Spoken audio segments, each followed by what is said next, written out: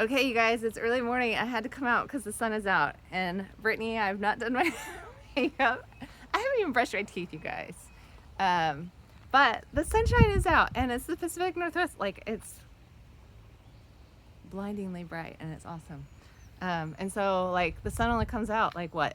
80% no, I'm sorry, 20% of the year, 80% of the year, it's wet and rainy. And so I wanted to come out and enjoy it and share it with you.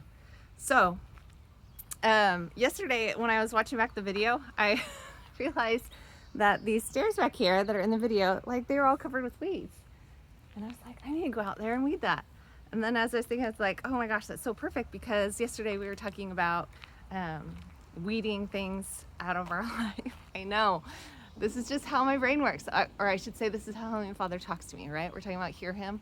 Um, and he gives us opportunities to teach us in little things all the time. And so when I saw weeds, then I thought about weeding out the distractions and things that are keeping us from God in our lives. And I just thought, oh, how perfect, because that's, what we were talking about. And I just thought I'd share that funny little thing with you.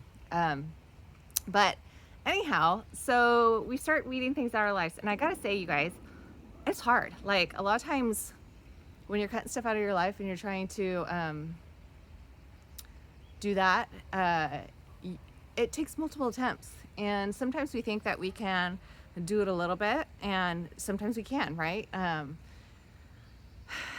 For me, I know this is, again, a really silly, simple, small issue, that this whole reading, this fiction reading, right? So I tried multiple times to try and cut it out and be like, okay, well, if I read this, this, and this, or if I do this, this, and in my day, then I can, read my book or whatever. And I tried that for a while, and sometimes I was good about it. Like when I first started, I was good about it, and then I would fall short and fall back into bad habits. And uh, and so sometimes we kind of just like have to remove the temptation or whatever it is from our lives, and so that's why I like got rid of my Kindle Unlimited. This is so stupid, you guys. I know this is a stupid thing, like to be my thing, but it seriously, I would spend hours.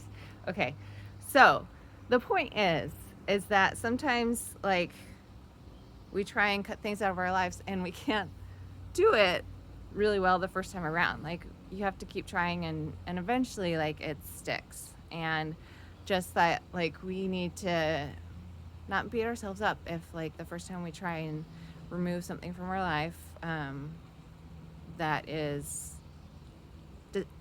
causing distraction or making it hard for us to hear God or whatever, that give yourself a little, I guess you could say, grace, right? Forgiveness, that it takes a while to get things. And the other side of it too is like, so I read this thing about habits, right? When you want to get rid of a bad habit, and they say, it takes this many days to get rid of a bad habit, it takes this many days to start a good habit or get a good habit formed. And honestly, the studies and the data are different on that. And it's not, it just depends on where you look and what different people say. So, but the one thing that they do say is that one of the most effective things to do is to replace a bad habit, or you could say even like a bad sin or whatever, right? These things that we're trying to get out of our lives with something good that helps hopefully bring you closer to God. And it can be anything.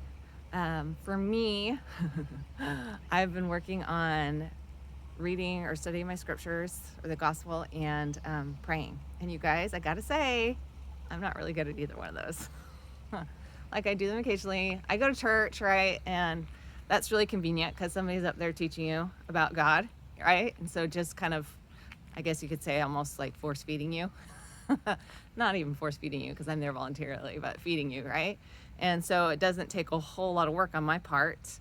But when you're actually studying and reading and praying on your own, it does. It takes a lot more effort and a lot more discipline. And then it's also takes some time and effort to feel that you're connecting with God through it, and that you're understanding and like understanding the Spirit and understanding God talking to you. It's like learning a whole new language, and it takes time.